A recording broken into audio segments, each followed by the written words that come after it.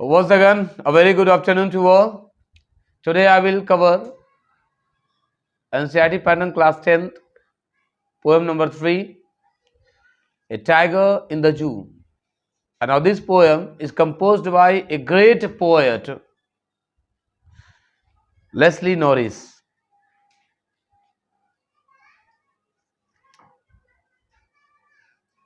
Now first of all, I'm going to say about this poem. Leslie Norris wants to say that there are very different between a open tiger and a zoo tiger. Now we can see when we have to go when we go in the forest, there we can see that tiger walks very slowly and very without any hesitation, without any interruption, without any fear. But when we see at the zoo a tiger who behind the bars, he cannot very aggressive because he is behind the bars. इस कविता में सबसे पहले आपको बताना चाहूँगा मैं कि जो नेस्ली नॉरिस हैं वह यहाँ पर बाघों के कंपैरिजन करती हैं. इसका जो शॉर्ट समरी है, first of all I am going to say about its short summary. जो दो बाघों के बारे में वो एक्सप्लेन करना चाहती हैं, कंपेयर कर रही हैं. पहला बाघ, पहला वो जंगली जानवर बाघ जो ओपन तरीके से जंगल में रहता है, और एक वो बाघ जो एक चिड़ियाघर में बार्स के पीछे, यानी जो भी उसके जेल होते हैं, जो सलाखें होती हैं जो बाघ को रखने के लिए बनाई जाती हैं, वहाँ के रहन सहन में उसके, और एक ओपन जगह पे जहाँ पे फियरलेस है बेचारा, किसी प्रकार का कोई डर कोई भय उसके अंदर नहीं है. तो इन दोनों के कंपेयर करना चाहता है वो कि एक वो बाघ जो पिंजड़े में कैद है और एक वो बाघ जो जंगल में खुलेआम घूम रहा होता है. नॉर्मली हम देख सकते हैं कि वो बाघ जो होता है वो किसी प्रकार का कोई उसके अंदर न डर कोई भय नहीं होता है, और वो अपने शिकार को बहुत आसानी से पकड़ लेता है या मार देता है. वहां पे लोगों का ना उसको भय है, ना किसी प्रकार कोई उसके अंदर डर है.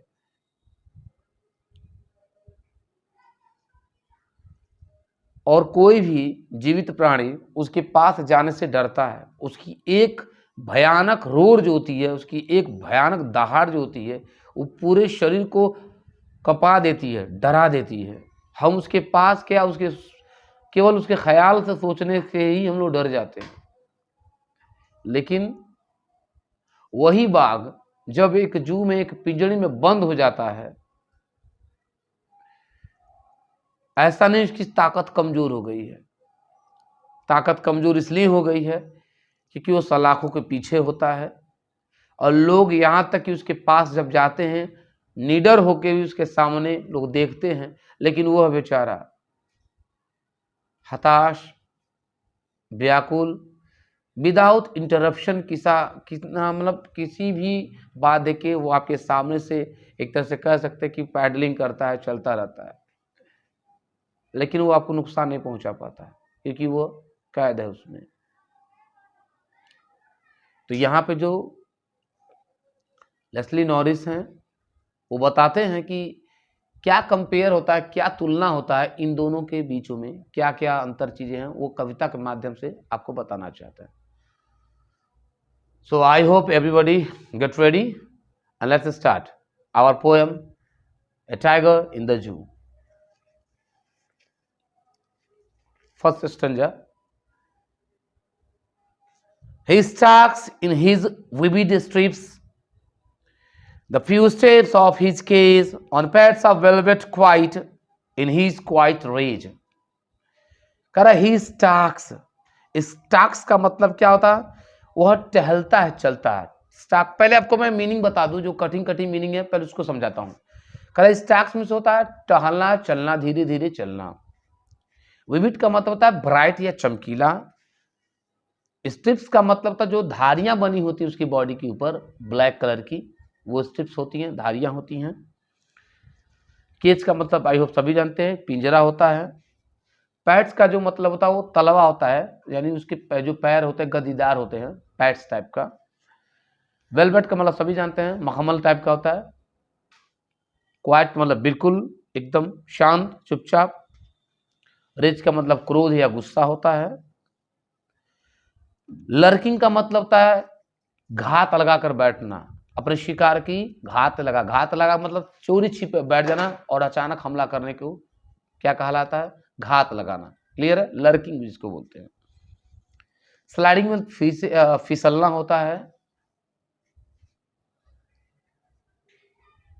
प्लम्प, प्लम्प का मतलब गुद्देदार होता है। गुद्देदार का मतलब क्या?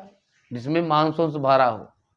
मांस भरने का मतलब ऐसा जानवर जो मांस, पूरा मांस से भरा हो।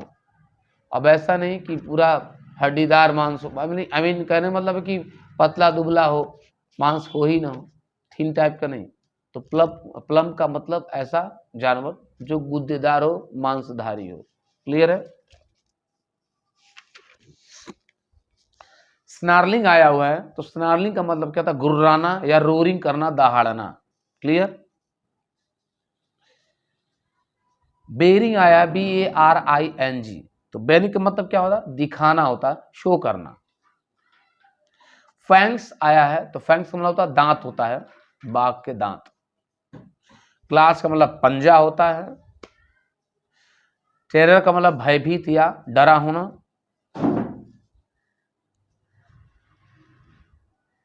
बार्स का मतलब जो सलाखें होती हैं मोटी लोहे की, उसको सलाखें बोलते हैं। बार्स का मतलब स्टॉकिंग मतलब वही धीरे धीरे चलना। इग्नोरिंग मतलब इग्नोर करना, नज़रअंदाज कर देना। विजिटर्स जो भी मिलने आए हुए यात्री होते हैं, यानी यात्री भी कह सकते हैं। पेट्रोलिंग का मतलब क्या होता है? गश्त करना। गश्त का मतलब आप देख सकते हैं कि मार्च पास्ट होता है या शाम के टाइम में जब भी कुछ जो हमारी सेनाएं हैं या फिर जो भी हमारा पुलिस प्रशासन है रास्ते में पेट्रोलिंग करते हैं लोग, उसको पेट्रोल कह सकते हैं। दो पेट्रोल होता है, एक PETROL पेट्रोल, एक पेट्रोल PATROL पेट्रोल। दोनों वर्ड के डिफरेंट है। तो एक पेट्रोल का मतलब जो भी लिक्विड पदार्थ होता है जिसको हम लोग फ्यूल में इस्तेमाल करते हैं गाड़ियों में, और एक वो पेट्रोल होता है जिसको गश्त करना होता है। क्लियर? और दूसरा जो मीनिंग है स्टेयर्स, घूरना या देखना। ब्रिलियंट का मतलब बहुत ही ब्रिलियंट, आई यानी लिखा है, हाँ ब्रिलियंट, चमकदार या बहुत ही बुद्धिमान। एंड आई होप सारे डिफ़िकल्ट वर्ड्स को मैंने एक्सप्लेन किया है। अगर आपको और भी वर्ड का इसमें मीनिंग्स जानना है तो आप कमेंट्स में ज़रूर लिखेंगे, तो मैं आपको उसको बता सकता हूँ। सो चलिए स्टार्ट करते हैं आज का poem, A tiger in the जू। आई होप सबके पास किताबें होंगी, और फिर भी किताब नहीं होंगी तो आप देख सकते हैं कि पूरे मैंने पोएम्स को आपके स्क्रीन पे दिखाई दे रहा होगा साफ साफ, आप उसको देखकर भी पढ़ सकते हैं। So without wasting time let's start our poem, a tiger in the zoo. He stalks in his vivid stripes, यानी वह टहलता है, चलता है। इन हीज विविड स्ट्रिप्स, अपने धारीदार चमकदार पैरों से, जो उसकी बॉडी पे बने हुए चमकदार हैं, वह चलता है। कौन? बाघ चलता है, यानी उसकी बॉडी पे क्या बना हुआ है? वो धारीदार चमकदार चीजें, स्ट्रिप्स बनी हुई हैं, और वह चलता है। The few steps of his cage, किसमें? कुछ कदम अपने पिंजरों में वो चलता है। कुछ कदम क्या करता है? अपने पिंजरे में वो चलता है। कौन? वो धारदारी बाघ। ऑन पैड्स, और वो करा है on pads of velvet quite, और उसके जो पैड्स हैं, जो उसके तलवे हैं, वो मखमली जैसे शांत है, बिल्कुल एकदम मखमली जैसे क्या है? शांत है, चुपचाप है। यानी मखमल के जैसे गद्दीदार पैरों की मदद से वह अपने पिंजरे में क्या करता है? चलता है। क्लियर है। इन हिज क्वाइट रेज, और क्या है, बिल्कुल एकदम रेज में है, लेकिन वो रेज में गुस्से में है, क्रोधित में है।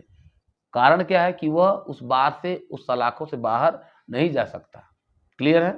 तो वही कह रहा है, ही स्टॉक्स, वह चलता है, टहलता है, इन हीज विविड स्ट्रिप्स, अपने उस चमकीले धारदार जो उसकी दिखाई दे रही है, उसकी बॉडी के ऊपर जो स्ट्रिप्स बनी हुई है, वह चलता है। कहाँ पे? अपने पिंजरे में गद्दीदार पैरों की मदद से वह चलता है, धीरे धीरे चलता है, पिंजरों में टहलता है। इन हिज क्वाइट रेज, और थोड़े गुस्से में भी है। गुस्से का मतलब थोड़ा सा क्रोधित में भी है, क्योंकि उससे बाहर तो जा नहीं सकता। क्लियर है। आगे, ये पहला स्टेप, ये जू की बात है, यानी जू का जो बाघ होता है वो उसकी घटना है कि जब वो अपने पिंजरे में वह चलता है या चलता है, धारदार जो उसकी बॉडी पर बने हुए वो चलता है, टहलता है। क्लियर है। और इसके बदले में अगला पॉइंट बता रहा है, अगला लाइन, कि he should be lurking in Shadow, यानी ये तो पहला जो स्टैंजा था वो जू की बात थी, अब ये जंगल की बात हो रही है। क्या कह रहा है, कवि बताना चाहते कि वह जो शेर है जो जंगल में से मौजूद है उसकी एक्टिविटी के बारे में बता रहा है। कह रहा है कि ही शुड बी, उसे होना चाहिए, कैसा होना चाहिए, लर्किंग इन द शेडो, यानी किसी छाए में बैठकर वो लर्क कर रहा होगा। लर्क का मतलब क्या, घात लगा के बैठा हुआ होगा। क्यों? स्लाइडिंग, धीरे धीरे वो सरक रहा होगा, फिसल रहा होगा। थ्रू द लॉन्ग ग्रास, लंबी लंबी घासों के बीच में वह जो बाघ है वो सरकता होगा। अगर आपको यकीन नहीं होता है तो एक बार आप जाकर जंगल में देख भी सकते हैं। अगर ऐसा बाघ किया वास्तव में वो घात लगाकर बैठा हुआ है, आप जाकर तो मिलिए, आपको मिलने की आवश्यकता नहीं होगी। आपसे ज्यादा समझदार हो, या तो आप उससे मिलेंगे या वो आपसे मिलेगा। तो जब दोनों लोग मिलेंगे तो और अच्छी बात होगी, आपको पूरा क्या कहते हैं, सोने पे अभागा, नहीं जी नहीं, सोने पे सुहागा। तो जब आप देखेंगे तो दोनों एक फेस टू फेस आप जैसे ही देखेंगे सब कुछ क्लियर हो जाएगा। ठीक है, कि वास्तव में बाघ उस तरह से करता है कि नहीं करता है। क्लियर है। चलिए, तो वही कह रहा है, he should be lurking in the shadow, वह छाए में बैठकर अपना घात लगाया होगा, लगा रहा होगा। Sliding through the long grass, और वह लंबे लंबे घासों के बीच में फिसल रहा होगा, सरक रहा होगा। Clear. Never the water hole, और कभी भी कह रहा है never the water hole, near the water hole, और कहीं ना कहीं पानी के तालाब के किनारे वो बैठा होगा। क्लियर है। नियर द वाटर होल, जहां पे पानी या तालाब होंगे उसी के छाए में लंबी लंबी घासों के बीच में बैठकर वह एक तरह से घात लगाया हुआ होगा कि कोई कह रहा है कि वेयर प्लम्प डियर पास, कि कोई गुद्देदार या मांसधारी हिरन वहां से गुजरे। अब बाघ तो मांसाहारी तो ही होता है, शाकाहारी तो होगा नहीं कि चलो दाल चावल खा ले। ठीक है ना। तो वह गुद्देदार मांस वाला के, आप मोगली देखे होंगे तो मोगली में जो बाघ है शेर खान, वो हमेशा इंसानी बच्चे के पीछे बैठा होता है, और वहीं पे जो चिड़िया है डारजी, उसके पीछे नहीं पड़ता है, क्योंकि कहता है कि तुम्हारे खाने से मेरा पेट भरने वाला नहीं है। तो इसमें मोगली को इसलिए कहते हैं क्योंकि मोगली थोड़ा सा मांसधारी है, प्लम्प उसके अंदर ज्यादा है। क्लियर है बातें ना। आगे आई होप दो कविताएं जो दो लाइन है ये क्लियर हो गई। अगला लाइन देखते हैं क्या बता रहा है कि he should be snarling around houses. तो कह रहा है ही शुड बी स्नार्लिंग, वह स्नार्लिंग कर रहा होगा, मतलब गुर्रा रहा होगा, दहाड़ रहा होगा। कहाँ? अराउंड द हाउसेस, घर के चारों तरफ। कौन से घर? ऐसे घर जो जंगल के किनारे बसे होते हैं। अगर आपको थोड़ा और भी कुछ जानना होगा तो ऐसे एरिया की तरफ जाइए, जहाँ ऐसे जंगल की तरफ जाइए जहाँ जो आई होप जो जंगल के किनारे जो बसे हुए गांव हैं वहाँ के लोग आज भी डरते हैं। और आपको बता दूं, मेरे तरफ एक जंगल दुधराई गांव पड़ता है जहाँ के वो लोग बहुत गांव जो है उसके किनारे पे लोग गांव बसा हुआ है, और आज भी उस जंगल में शेर सुनने को मिलते हैं। यहाँ तक कि शेर आते हैं और बकरियों को चुरा लेके जाते हैं। तो वहाँ के लोग कितने बड़े, मतलब क्या कह सकते हैं कि कितने बड़े वो ताकतवर हैं, कितना बड़ा उनका कलेजा है कि वो लोग शेर के गुर्राहट को भी सुन लेते हैं, है ना। चलिए, तो वही कह रहा है he should be snarling around the houses, यानी वह घर के चारों तरफ आकर क्या कर रहा होगा, गुर्रा रहा होगा। क्लियर है। एट द जंगल सेज, यानी जंगल के एज पर आकर, एज का मतलब होता है किनारा, यानी जंगल के एज पर, किनारे पर आकर वह जोर से जब दहाड़ता होगा, तो कह रहा है बेरिंग, और दिखाता होगा क्या, हिज वाइट फैंग्स, अपने सफेद सफेद मजबूत दांत, क्लियर है, एंड हिज क्लाज, और अपने पंजों को जब दिखाता होगा, कहां पे, जंगल के किनारे जो बसे हुए गांव हैं वहां पर जब आकर वह जोर जोर से स्नार्लिंग करता होगा, जब वह रोरिंग करता होगा, दहाड़ता होगा, तो कह रहा क्या, टेररिजिंग द विलेज, तो पूरे गांव के जो लोग हैं वो भय से कांप जाते होंगे। सीधा सीधा बात आती है, अगर एक बकरी भी हमारे पीछे आती है अचानक तो हम डर के भाग जाते हैं। तो जस्ट इमेजिन, अगर एक बाघ आए तो आप क्या कर देंगे? सबसे पहले तो हम भी भागेंगे, आई होप आप भी भागेंगे, ठीक है, ये कोई कॉमेडी नहीं है, बिल्कुल सही बात है ना, क्योंकि हिंसक पशु है, उससे कौन सा आपका रिलेशन कि आपको पहचानता है वो, ठीक है, उसके रास्ते में आएगा वो चला जाएगा आगे। In the last lines, he hears, अब यहां तक जो पोएम था, 3 पोएम आप देख सकते हैं कि ये जो तीनों लगातार था, यह जंगल के शेर के बारे में था, और फिर पहला जो लाइन था, लास्ट लाइन भी देख लीजिए कि पहला और लास्ट लाइन दोनों जू के चिड़ियाघर वाले बाघ की बात है। तो लास्ट लाइन कह रहा क्या, ही हियर्स, वह सुनता है,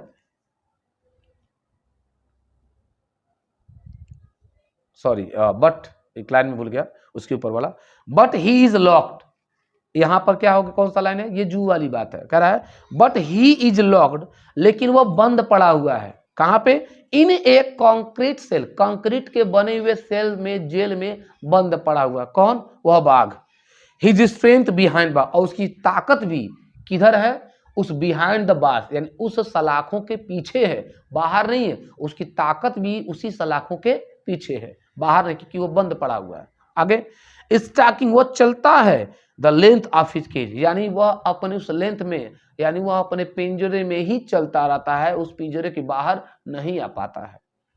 इग्नोरिंग विजिटर, और मजबूर है, तभी तो वह लोगों से दूर है, क्लियर है बातें, इग्नोरिंग विजिटर, यानी लोगों को वह इग्नोर कर रहा है, इग्नोर इसलिए कर रहा है क्योंकि लोग उसके पास आ नहीं सकते, ना वो लोगों के पास जा सकता है, इसलिए वह चुपचाप अपने पिंजरे में क्या करता है, चुपचाप टहलता रहता है, और लोगों को क्या करता है, इग्नोर करता है, जो विजिटर्स उसको देखने के लिए आए हैं उसको क्या करता है, इग्नोर करता है, क्लियर है।